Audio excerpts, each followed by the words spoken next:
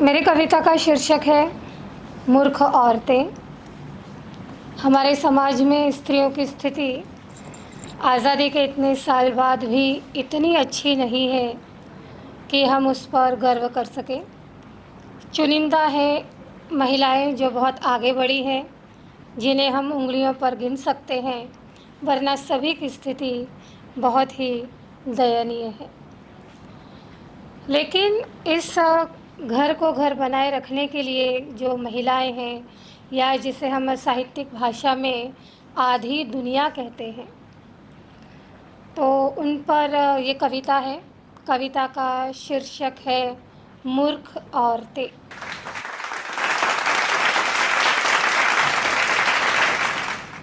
ज़रा ज़रा सी बात पर खुद को सहेजने वाली, छूटती पीहर की देहरी से ससुराल तक खुद को संभालती, न जाने क्या मिल जाता है इन औरतों को। अपने में सिमटी स्वयं की चित्तवृत्तियों, भावनाओं और आकांक्षाओं को पल पल दफन करती हैं ये मूर्ख औरतें। चूड़ी, बिंदी, सिंदूर और मंगलसूत्र की परिधि में स्वयं को समेटती, पल पल खुशियों की सौगातें बांटती, स्वयं को बटोरती और सहेजती, बेटी, बहन, पत्नी, प्रेमिका और माँ, दुनिया के हर रिश्ते को निभाने की जद्दोजहद में पल पल टूटती बिखरती हैं ये मूर्ख औरतें। हाँ, सच, मूर्ख ही तो होती हैं ये औरतें। न जाने क्या मिल जाता है इन औरतों को। यदि वे स्वयं को समझदार मान ले तो हिल जाएगी आधी दुनिया। देनी होगी अग्नि परीक्षा सीता की तरह, वियोगिनी बना दी जाएंगी मीरा की तरह, पाषाण अहिल्या की तरह। इसीलिए ही अपनी संतानों के खातिर, पति के प्रेम को पाने को, पिता के सम्मान को बनाए रखने को ही बन जाती है मूर्ख ये औरतें। अगली रचना है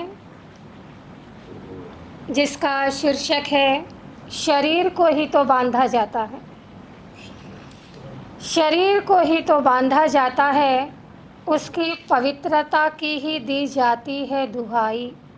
पर सत्य तो यह है कि आत्मा की गहराई तक किसी की भी नज़र नहीं जाती। हाँ, शरीर को ही तो बांधा जाता है, उसकी पीड़ा वेदना दिखाई ही नहीं देती, पर आत्मा की वेदना तक का दर्द भी नहीं दिखाई देता।